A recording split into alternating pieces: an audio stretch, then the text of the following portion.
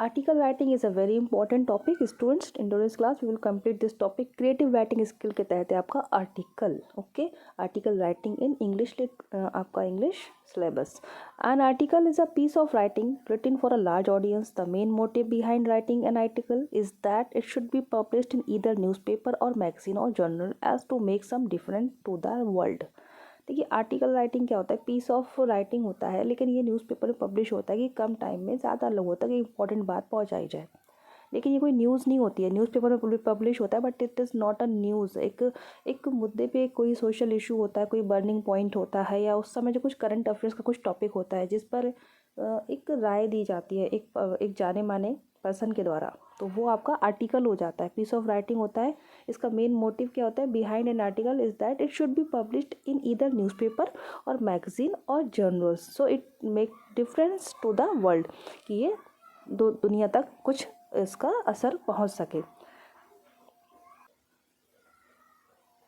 N article must be organized in a paper way so as to draw the attention to the readers. The basic outline for an article writing format is heading and then a line having the writer's name. This is very important. Okay, heading तो होती ही है एक article में, लेकिन ये बहुत important है, इसको कहते हैं by line.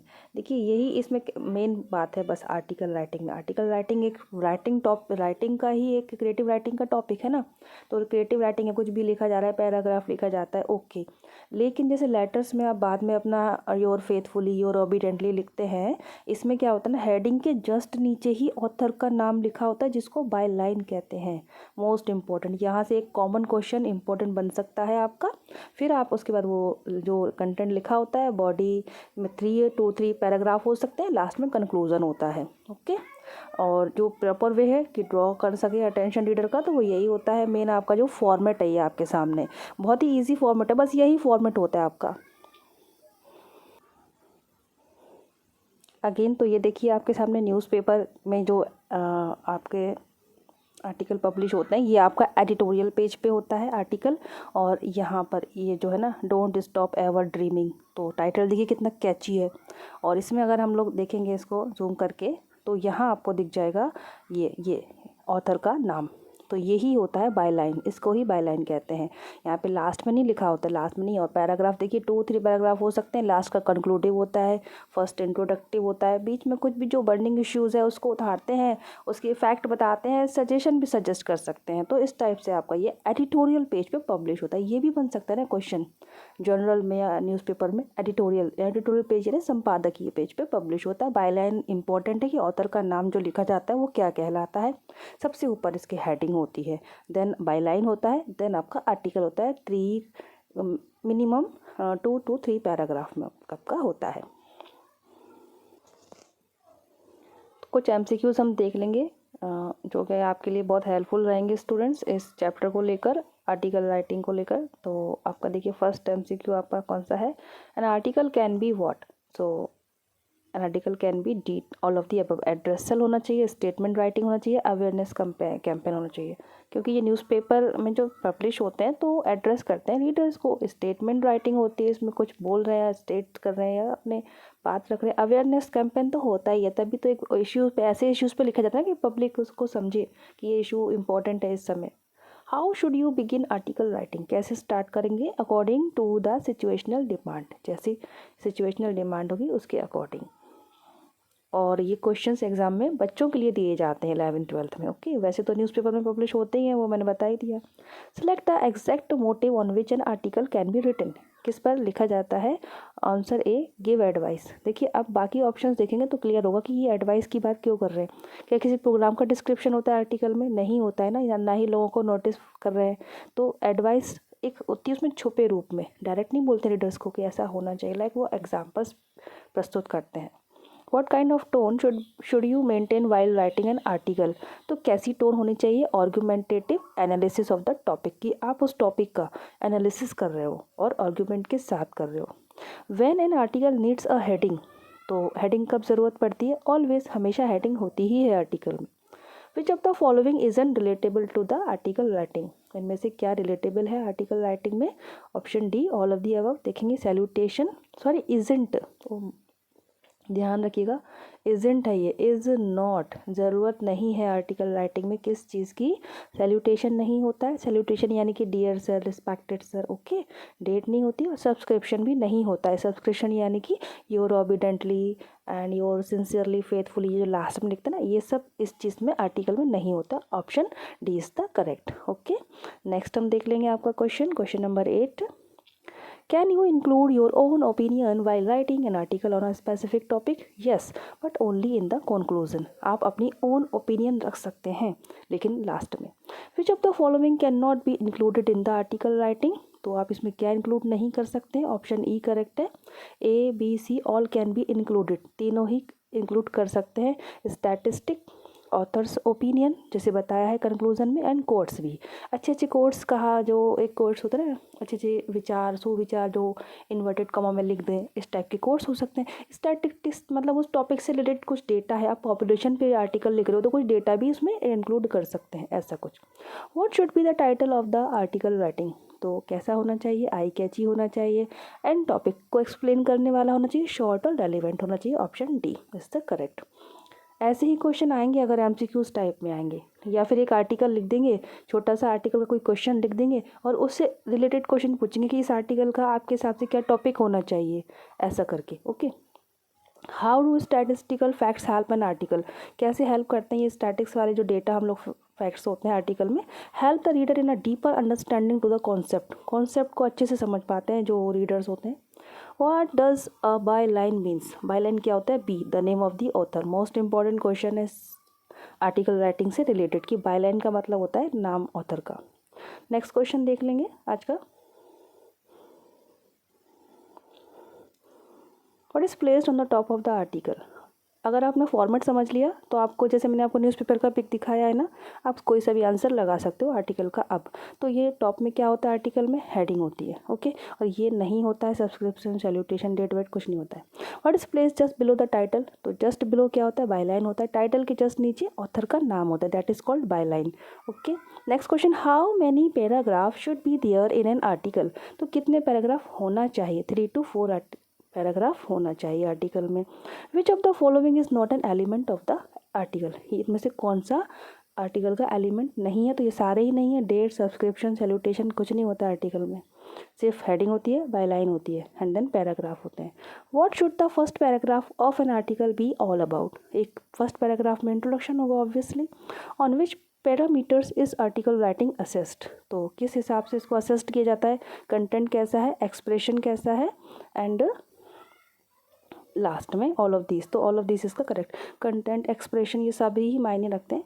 How should an article B ended? And कैसे होना चाहिए? विद अ सूटेबल कंक्लूजन, अच्छे से कंक्लूजन के साथ, ओके।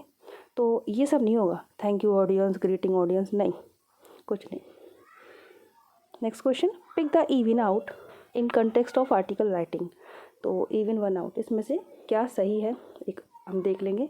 तो हेडिंग करेक्ट है, हेडिंग होती है, टाइटल होता है, बट अदरवाइज सैल्यूटेशन नहीं होता है, thank you audience, greeting audience नहीं होता है। ऐसे ही घुमा फिरा के क्वेश्चन पूछेंगे। हमने कॉन्सेप्ट समझ लिया, अब हम सारे आंसर लगा सकते हैं, सीधी सी बात है। Which of the following can be added to make an article writing interesting? Interesting कैसे बनेगा? बोथ ए और बी से। कोर्स ऐड करो आप, स्टैटिस्टिक्स ऐड करिए। And what should be the ratio of active and passive voice while writing an article? देखिए active passive voice का use करके ना, पैसिव वॉइस में भी बहुत अच्छा लिखता है जो कंटेंट लिखा होता है। लिटरेचर आप जब पढ़ते हैं, कोई पैराग्राफ पढ़िए, देखिए उसमें कितने ही सेंटेंस पैसिव वॉइस में लिखे होते हैं और वो अच्छे भी लगते हैं। इवन जब हम कन्वर्सेशन करते हैं, जो इंग्लिश स्पीकिंग सीखते हैं, उसमें भी पैसिव वॉइस का यूज़ करना बोला जाता है अगर आपको इफेक्टिव स्पीच रखनी है अपनी। तो इधर पे उसका रेशियो 70-30 होना चाहिए, मतलब 30 रेशियो में आप पैसिव वॉइस भी यूज़ करें उसमें, या करना चाहिए। What is the word limit of an article for class 12? Yes, newspaper में तो काफ़ी आर्टिकल अच्छे बड़े से पब्लिश होते हैं, पर स्टूडेंट्स के लिए जब एग्जाम में आते हैं तो उनका रेशियो 150 to 200 वर्ड्स होना चाहिए, ओके। नेक्स्ट क्वेश्चन देख लेंगे। How should an article be commenced? तो एक आर्टिकल कमेंस्ड मतलब स्टार्ट कैसे होना चाहिए एक आर्टिकल को स्टार्ट? तो नन ऑफ दीज है। अगेन देखिए, ऑडियंस को ग्रीट नहीं करना है, थैंक यू भी नहीं बोलना है, रिक्वेस्ट भी नहीं करना है, जस्ट आर्टिकल लिख देना है। Article is what? Article is a long piece of writing. ये ध्यान रखिएगा, लॉन्ग पीस ऑफ राइटिंग है। जैसे नोटिस शॉर्ट पीस होता है, ठीक है, उसमें 50 वर्ड्स में लिखा जाता है, बट ये 200 वर्ड्स तक जा रहा है, that is long piece of writing. Which of the following is correct the title in article writing? तो कैसा टाइटल होना चाहिए? It should be eye catching. एक बार पढ़ें, अगर जैसे मूवीज़ होती है, ऑब्वियसली मूवी का नाम सुनकर एक बार मन होता है देखने जाने का, भाई कैसी मूवी होगी, इसी तरह से टाइटल पढ़ के ही तो अंदर पढ़ने का मन करेगा। What do pros and cons means? What do pros cons means क्या मतलब होता है? मतलब कि पक्ष विपक्ष, क्या करना है क्या नहीं, वो चीज़ है। तो प्रोज एंड कॉन का मीनिंग क्या होता है? ऑल ऑफ दीज, और advantages, disadvantages, arguments in favour and arguments against, ये है मेन वाला, तो पक्ष विपक्ष में बात कहना, and positive and negative, all of these. तो भाई इस टॉपिक के प्रोज एंड कॉन्स क्या है ऐसे पूछा जाता है, तो वो यही चीज़ होती है, उसके पक्ष विपक्ष की दोनों ही बातें पता होना चाहिए। What is fluency in article writing? Fluency क्या होना चाहिए? Ability to weave together the content. जो भी कंटेंट है उसको उनको मिक्स करके अच्छे से लिखे, कि कनेक्ट करें सेंटेंस आपस में। एक सेंटेंस जो भी लिख रहे हैं उसके बाद वाला भी उससे जुड़ा हुआ हो, मतलब अच्छे से बुन के लिखें, उनको वीविंग होना चाहिए। What are the elements of a making scheme of article writing? तो सॉरी, मार्किंग स्कीम क्या होती है? मार्क मिलते हैं ना, इसके मार्क्स मिलते हैं तो एग्ज़ाम में बच्चों को, तो फॉर्मेट के नंबर मिलते हैं उसमें, कि इन्होंने हेडिंग लिखी है, हेडिंग के नीचे बाय लाइन लिखी है कि नहीं, ऐसे कंटेंट लिखा है, कितना लिखा है, और उनका एक्सप्रेशन कैसा है, तो all of this marking scheme आती है स्टूडेंट्स की जब कॉपीज चेक होती हैं, तो वही पूछ रहे हैं ये। What are the constituents of format and article writing? तो फॉर्मेट में क्या होता है? इसकी हेडिंग होती है और राइटर का नाम होता है। Both A and B is the correct answer. What are the constituents of expression? Expression में क्या क्या होना चाहिए? जो एक्सप्रेशन वर्ड है ना, कि भाई एक्सप्रेशन की भी मार्किंग स्कीम दी जाती है, मार्क्स दिए जाते हैं, तो एक्सप्रेशन में स्पेलिंग्स भी चेक होती है, ग्रामेटिकल एंड कोहेरेंस भी चेक होता है, ये तीनों चीज़ें देखी जाती हैं। बच्चे ने कंटेंट कैसा लिखा है, स्पेलिंग करेक्ट है कि नहीं, ग्रामेटिकली सेंटेंस सही स्ट्रक्चर किए हैं या नहीं, ये सब।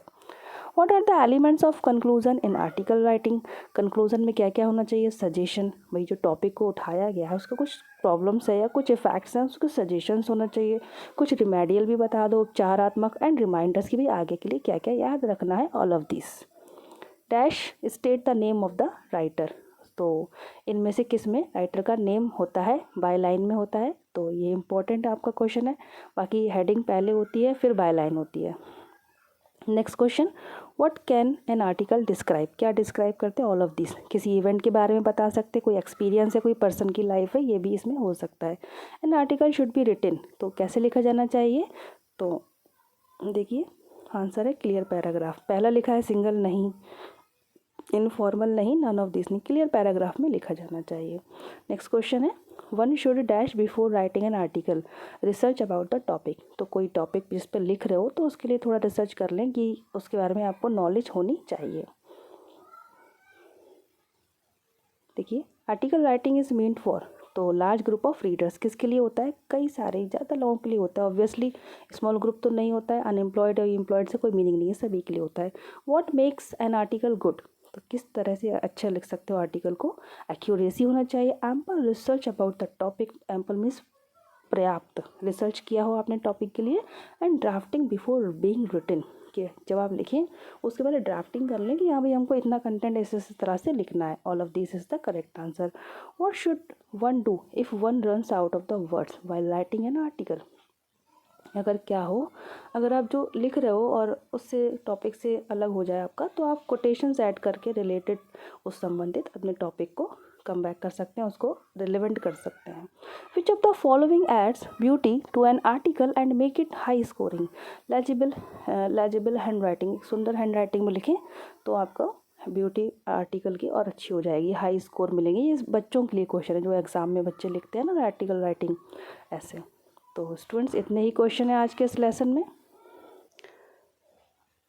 अगेन ये बहुत इंपॉर्टेंट टॉपिक है स्टूडेंट्स, क्रिएटिव राइटिंग स्किल के तहत आपका आर्टिकल राइटिंग, जिसके हमने एमसीक्यूज़ भी काफ़ी सारे देखे हैं। और मीनिंग क्या है, न्यूज़पेपर आपका जो पिक्चर है वो अभी भी आपके घर में भी न्यूज़पेपर आता है, तो आप उसमें भी जाके देखिए, आप लाइव एग्जाम्पल भी देख सकते हैं।